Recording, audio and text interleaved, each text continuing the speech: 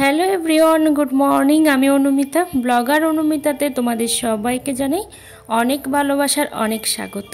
I hope তোমরা খুব ভালো আছো, সুস্থ আছো, আর আমিও ভালোই আছি। তো কতটা ভালো আছি সেটা তোমাদেরকে এখন বলে আমি বোঝাতে পারছি না, কারণ একটুও মনের দিক থেকে কিন্তু ভালো নেই, ভীষণভাবে মানসিক চাপ যাচ্ছে। তো এটা হচ্ছে গতকালকের ভিডিও। আর সকালবেলা উঠে আমি এখন এই জায়গাটা গুছিয়ে নিচ্ছি, কারণ আমাদের এখানে না একদমই ভোল্টেজ থাকে না। আর যাদের স্টেবিলাইজার আছে তাদের কিন্তু কোনো রকম প্রবলেম হয় না, কারণ তারা কিন্তু কারেন্টটা টেনে নিতে পারে।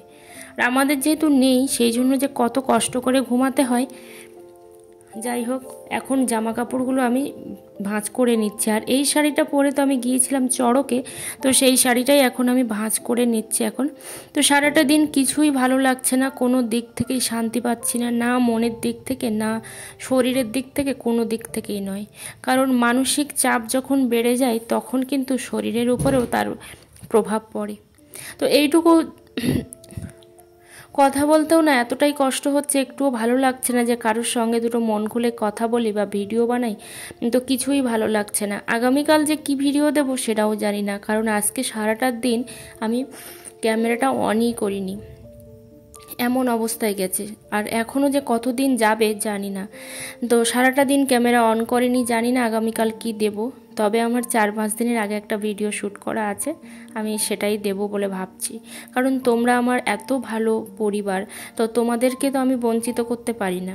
আর হ্যাঁ, অনেকেই কমেন্ট করেছো আমার গতকালকের ভিডিওটা দেখে, যে তোমরা মানে অনেক কিছু আমার থেকে জানতে পেরেছো। তো আমি অনেক খুশি যে তোমরা আমার থেকে কিছু হলেও জানতে পারছো। কারণ আমি যে সময় ব্লগটা স্টার্ট করেছিলাম 2021 সালের জুলাই মাসে, তখন না আমি এইরকম ধরনের কোনো মোটিভেশন ভিডিও পাইনি, যার জন্য কিন্তু আমি ফ্লপ খেয়েছি, অনেকবার চ্যানেলটা নষ্ট করেছি, নিজের হাতে করেছি, ছেড়ে দিয়েছি। কারণ আমি কিন্তু মানে ঠিকঠাক করে ইনফরমেশান পাইনি, যেখান থেকে কিছুটা হলেও জেনে অন্তত চ্যানেলটা আমি রানিং করতে পারি। না হলে হয়তো এই 2.5-3 বছরে কিছুটা হলেও সাকসেস পেতাম আমার মনে হয়। তো পাওয়া না পাওয়া সেটাও কিন্তু ভাগ্যের ব্যাপার, কারণ আমি মনে করি কেউ ভাগ্য মানুক আর না মানুক, আমি কিন্তু বিশ্বাস করি ভাগ্য বলে কিছু আছে। তো ভাগ্যে না থাকলেও কিছু হয় না। তবে এখন যে সবাই দেখছি যে এত সুন্দর করে মোটিভেট করে মানুষকে, যে এইটা করো, ওইটা করলে ভালো হবে, তো সেই জন্যই বলছি যে সবাই এইভাবে পাশে থেকো, তাহলেও কিন্তু আমি এগোতে পারবো। আর তোমাদেরকে কিন্তু ভালো ভালো কিছু উপহার দিতে পারবো, যেটুকু আমার জানা আছে। তো এই ফুলকপিটা এখান থেকে 2-3 দিন আগে বোধহয় আমি কেটে রান্না করেছিলাম। আর যে বাকিটা ছিল সেই বাকিটা হচ্ছে আজকে রান্না করব। মানে একটা ফুলকপি 4 বেলা করলাম আমি, ঠিক আছে। আসলে কি বলো তো, মনটা কেন ভালো নেই সেটা তোমাদেরকে একটু বলি। তো আমরা তো সব সময় বলি আমি যে অভাবের সংসার, সত্যি অভাবের সংসার। আমার হাজব্যান্ড এমন একটা মানুষ যার কাছ থেকে সবাই খেতে পারে কিন্তু দিতে পারে না। তো আমার হাজব্যান্ড মেডিসিনের মানে ব্যবসা করে, তো সবার কাছ থেকে মানে নিজেদের অনেক কিছু মানে জমি জায়গা বন্ধক দিয়েও কিন্তু মাল তুলে, মেডিসিন তুলে সেই মেডিসিনটাকে কিন্তু ডাক্তারদের দেয়। তারপরেও একটা মানে নিশ্চিন্ত থাকা যায় যে বছর শেষে অন্তত সেই টাকাটা পেলে অন্তত সেই পাওনাদারকে শোধ করা যাবে। জানো তো, একটা মানুষের কাছে আমরা 4,08,000 টাকা পাবো, সেখান থেকে আমাদের দিয়েছে 27,000 টাকা। তো 4,28,000 টাকার থেকে যদি 27,000 টাকা দেয়, আমাদের অবস্থাটা কি, আমরা কোথায় কি করব, মানে কি বলবো আর কিছু বলার নেই। আসলে আমি যে কি করব আর আমার হাজব্যান্ড যে কি করছে সেটা তোমাদেরকে আমি বলে বোঝাতে পারবো না। এমনভাবে মানসিকভাবে ভেঙে পড়েছে, যার জন্য ভিডিও করার ইচ্ছাটুকুও নেই। ভীষণ টেনশানে আছি, জানি না কোন উপায়ে কিভাবে এই টাকাগুলো বের করব। নাহলে আমরা বাঁচবো কী করে, আমরা মানুষকে শোধ করব কী করে, বাঁচাটা মানে মানুষকে শোধ করব কী করে। তো মানুষ যে ভালো মানুষের আড়ালে, ভালো সাজ পোশাকের আড়ালেও যে মানুষের এরকম রূপ থাকে, সত্যি কিছু জানার নেই। আর সবাই জানো তো অনেকটা প্রেশার দিয়ে টাকা চাইতে পারে, যেটা আমার হাজব্যান্ড পারে না। তো সেখানে কাঁদতে কাঁদতে চলে এসেছে, অথচ কিছু বলতেই পারিনি। বাড়ি এসে প্রচণ্ড টেনশান করছে, বুকে ব্যথা করছে। তো সেই জন্য ভাবছি যে আমি কী করব, কোন পথে যাব, কিছুই বুঝে উঠতে পারছি না। যাই হোক, যদি আমার চ্যানেলটা তোমাদের ভালো লেগে থাকে অবশ্যই একটা লাইক কমেন্ট করতে ভুলো না। আর চ্যানেলে নতুন বন্ধু হয়ে থাকলে অবশ্যই চ্যানেলটা সাবস্ক্রাইব করে পাশে থেকো, অল নোটিফিকেশানটি অন করে দিও নিত্য নতুন ভিডিও পাওয়ার জন্য। আর যারা অলরেডি চ্যানেলটা সাবস্ক্রাইব করে দিয়েছো তাদের অসংখ্য অসংখ্য ধন্যবাদ। তো অনেকেই বলছে যে তুমি কেন যাবে টাকার কথা বলতে। আসলে তখনই একটা বউ ঘরের বাইরে বের হয় বা মানুষের সামনে এসে দাঁড়ায় যখন তার দেয়ালে পিঠটা ঠেকে যায়। তো স্বামী যদি না চাইতে পারে বউকেই কিন্তু সেই কাজটা করতে হয়, এটা আমি মনে করি, কারণ তার নামই হচ্ছে অর্ধাঙ্গিনী। তো সবাইকে সমানভাবেই কিন্তু দুজন দুজনের পাশে দাঁড়ানো উচিত। তো অনেকে আমাকে কমেন্ট করেছো যে আমাদের চ্যানেলে লং ভিডিও আপলোড করাটা ঠিক হবে কি না।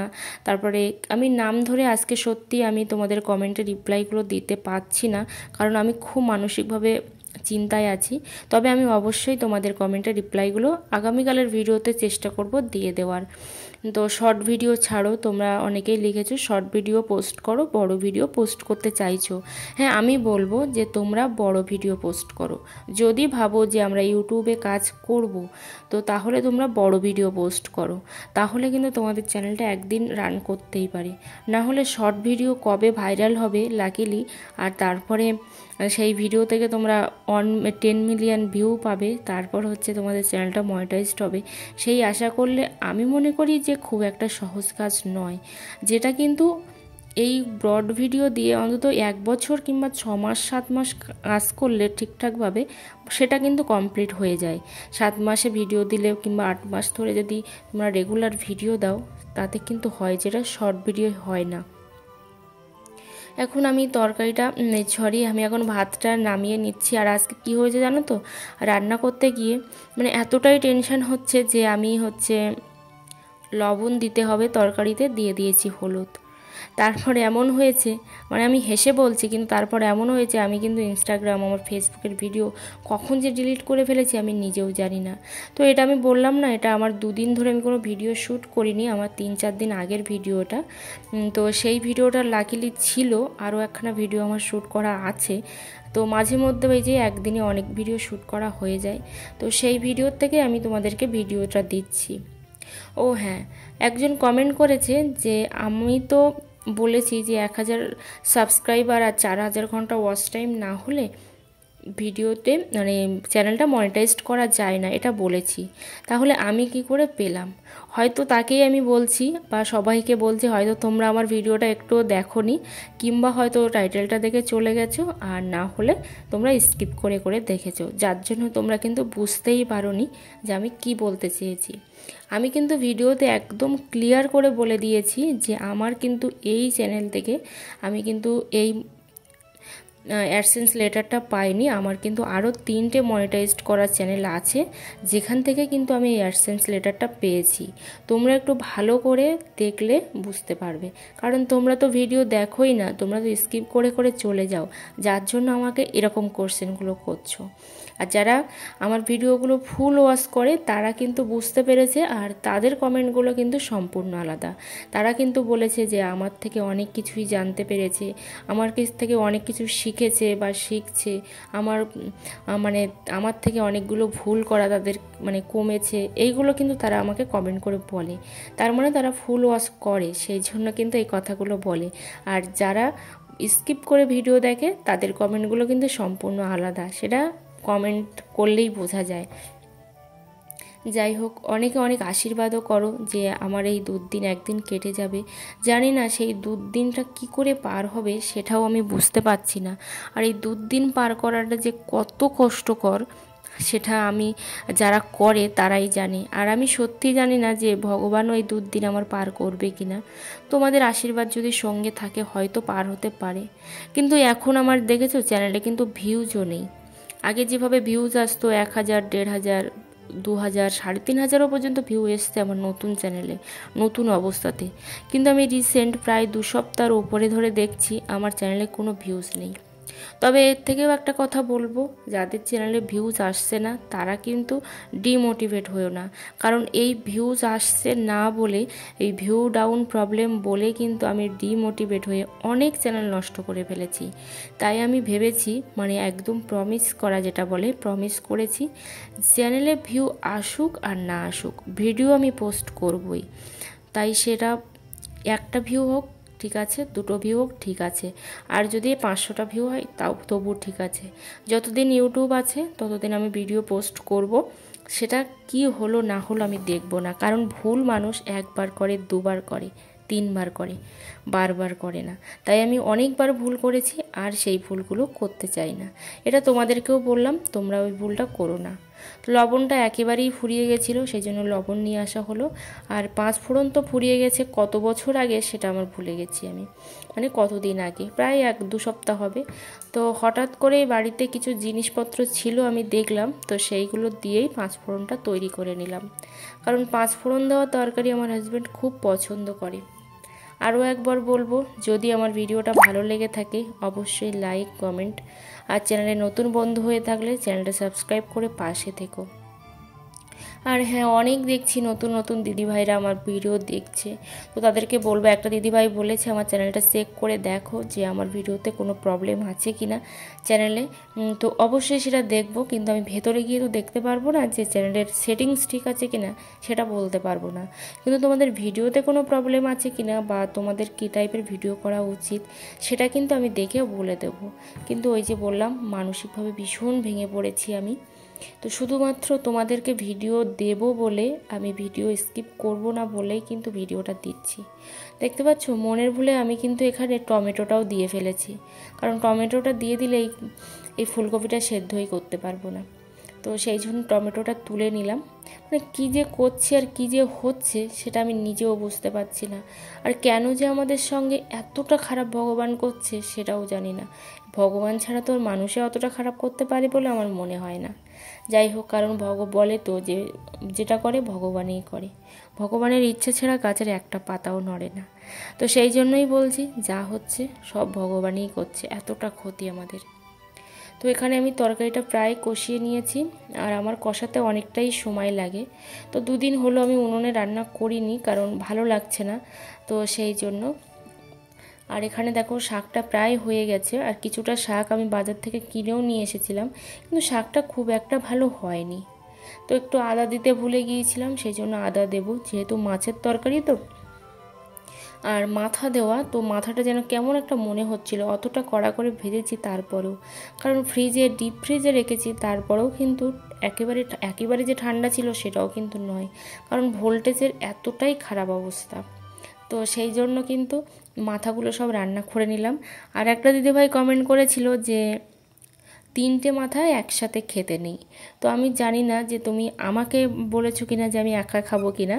তো 3টে মাথা হচ্ছে মানে আমাদের 3 জনের জন্য। তো সেই জন্যই মাথাগুলোকে আগে খেয়ে নিচ্ছিলাম, তারপর লেজাগুলোকে পরে খাবো, ঠিক আছে। আর আমি একটু ভেবেচিন্তেই খাওয়ার চেষ্টা করি, কিন্তু দেখলাম যতটাই ভেবেচিন্তে চলার চেষ্টা করি ঠিক ততটাই হচ্ছে ফাঁদে পড়ে যাচ্ছি। তো তোমরা যদি জানো যে কিভাবে কি করলে এই উপায় থেকে আমরা বেরোতে পারি, এই খারাপ দুর্দিন থেকে, অবশ্যই আমাকে একটু কমেন্ট করে জানিও।